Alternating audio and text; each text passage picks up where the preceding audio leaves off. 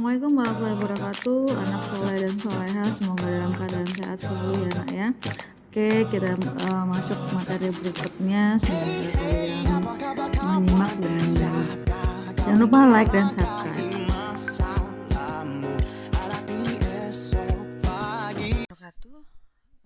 Anak-anak ibu yang ibu sayangi dan ibu banggakan. Baik, lagi kita ke materi BK ya. Sebelumnya kemarin kalian sudah PTS. Nah, ini mereview kalian bahwa kalian apakah sudah kalian melakukan ujian kalian dengan baik dan hasilnya dengan baik atau tidak. Nah, ini salah satu materi yang bisa membuat kalian meningkatkan prestasi, yaitu kita membuat yang namanya mind mapping atau peta pikiran. Tujuan dari peta pikiran adalah kalian akan membuat suatu gambar yang memudahkan kalian belajar, tentunya untuk meningkatkan prestasi ya nak ya. Nah, pentingnya peta pikiran serta dapat membuat suatu peta pikiran untuk meningkatkan prestasi belajar kalian. Nah, perlu dipahami bahwa untuk membuat peta pikiran kalian bisa menggunakan variasi-variasi gambar atau warna-warna yang cerah sehingga kalian mengingatnya lebih mudah ya nak ya. Nah, bicara mengenai pembelajaran yang baik tentu tidak lepas dengan metode yang baik pula. Nah, ini adalah salah satu strategi loh nak.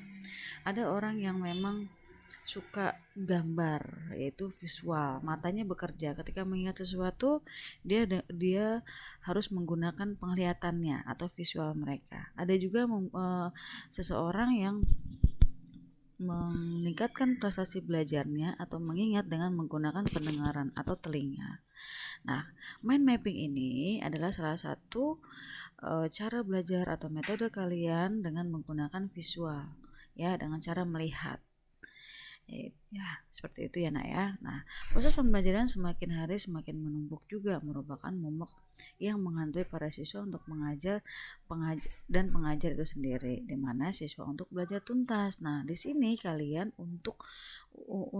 belajar itu untuk memahami dan menuntaskan belajar kalian, sehingga kalian memahami bahwa pembelajaran tersebut mudah kalian lakukan dengan melakukan segala cara strategi. Ya, mind mapping ini mensimulasi itu adalah merespon otak kanan kalian dan otak kiri kalian bekerja dengan baik atau tidak. Sinergis itu adalah otak kalian membuat otak kalian bekerja dengan baik atau tidak. Itu namanya sinergis. Ya, makanya ada stimulus. Nah, stimulus itu menggunakan dengan mind mapping atau gambar. Nah, seperti ini nak. Nah, ini salah satu mata pelajaran membuat surat. Apa sih yang dilakukan membuat surat itu? Terutama kita siapkan dulu pembukaannya. Ya. Nah, ini pembukaannya, di sini ada pembukaan. Terus untuk siapa? Lalu penutupnya, ada tujuannya, ada detailnya. Nah, pembukaan itu harus ada apa di sini? Kalian harus pahami. Nah, ini salah satu membuat ringkasan. Kalau kalian merangkum itu kan dengan tulisan saja. Kalau tulisan itu kan tidak terkadang kalian tulisannya banyak banget gitu ya. Rada pusing ngelihatnya. Nah, kalian kalau tulisan itu kan kecil-kecil. Nah, kalau dengan mind mapping itu tulisannya akan besar-besar. Nah, tulisannya akan besar-besar dan membuat gambar yang unik sesuai gambarnya itu terkait dengan materi yang kalian harus ingat. Ya, nah seperti ini, surat harus dengan siapa, ada gambar orangnya. Nah, nanti kalian akan membuat seperti ini tugasnya ya. Nah, terus kita pahami dulu ya. Nah, kalian nanti akan membuat suatu kelompok ya. Nah, kebetulan ini adalah kalian daring, tidak usah kelompok, nanti akan individu ya nak ya. Nah, ini dilewatkan dulu ya nak ya. Nah, pengertian mind mapping dapat diartikan sebagai proses memetakan pikiran untuk menghubungkan konsep-konsep permasalahan tertentu dari cabang-cabang sel saraf, membentuk kolerasi konsep menuju pada suatu pemahaman dan hasilnya dituangkan langsung di kertas, dianimasikan. Animasi itu dikartunkan atau digambarkan dengan warna-warna yang menarik atau warna-warna yang memang yang gampang kalian ingat. warna yang kalian sukai dan dimengerti ya, sehingga tulisan yang dihasilkan merupakan gambaran langsung dari cara kerja koneksi dalam otak. Nah, jadi gambar itu dan warna itu akan menstimulus otak kalian menjadi bekerja. Oh, ternyata mengingat. Nah, mengingat itu akan kalian ingat sampai kalau kata bilang kalau ilmu itu akan dibawa sampai akhir hayat ya. Nah, itu akan kalian ingat kalau kalian menggunakan metode-metode yang menarik seperti animasi. Mind mapping adalah cara mengembangkan kegiatan berpikir ke segala arah, menangkap berbagai pikiran dalam berbagai sudut. Mind mapping mengembangkan cara berpikir divergent dan berpikir kreatif. Nah, makanya kalau sekarang kan di YouTube tuh ada tuh pembelajaran yang menggunakan animasi. Nah, itu salah satu adalah mind mapping. Nah, jadi bukan hanya buku saja. Kalau buku itu banyak tulisan ya.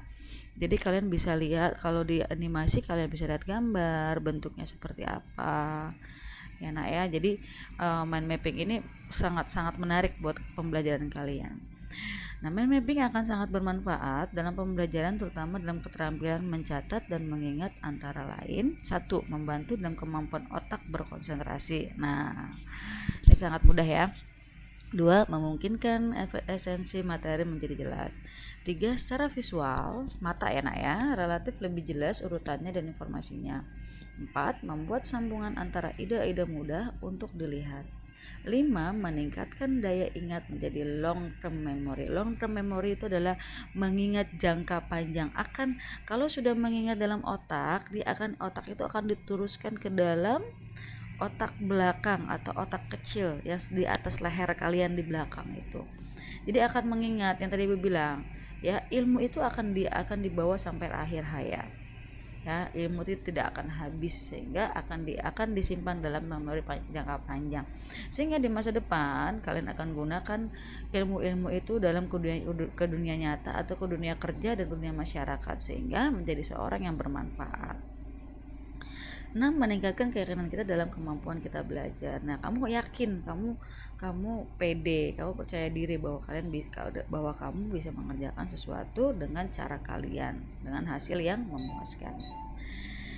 Ya, beberapa manfaat metode pencatatan menggunakan mind mapping, antara itu kan temanya dulu ya. Temanya sangat jelas, dinyatakan dengan baik ya. Lalu level keutamaan informasi identifikasi secara lebih baik. Informasi yang memiliki kadar kepentingan lebih diletakkan dengan lebih tema utama. Hubungannya kamu tuh harus ngapain dulu, hubungan masing-masing informasi secara mudah dapat segera dikenali. Oke, nomor 4, lebih mudah dipahami dan ingat. Nomor 5, informasi baru setelahnya dapat segera digabungkan tanpa merusak seluruh struktur mind mapping.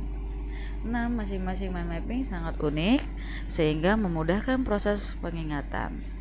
7. Mempercepat proses pencatatan karena hanya menggunakan kata kuncinya saja. Jadi kata kuncinya pengertiannya kamu sudah pahami, tapi kata kuncinya kamu tahu. Jadi nggak usah terlalu panjang kamu ingat, tapi kata kunci kamu tahu. Tapi dalam hal kamu sudah memahami definisi suatu mata pelajaran. Ya. Nah, ini dengan mind mapping siswa diajak untuk berkontribusi pengetahuan secara kreatif. Ya, sesuai dengan apa yang dipahaminya masing-masing, bukan menjiplak ya nak ya, atau membabi buta. 1. Siswa dapat memetakan apa yang disusun bersama teman-temannya. 2. Siswa dapat memetakan tentang proses hasil observasi yang dilakukan.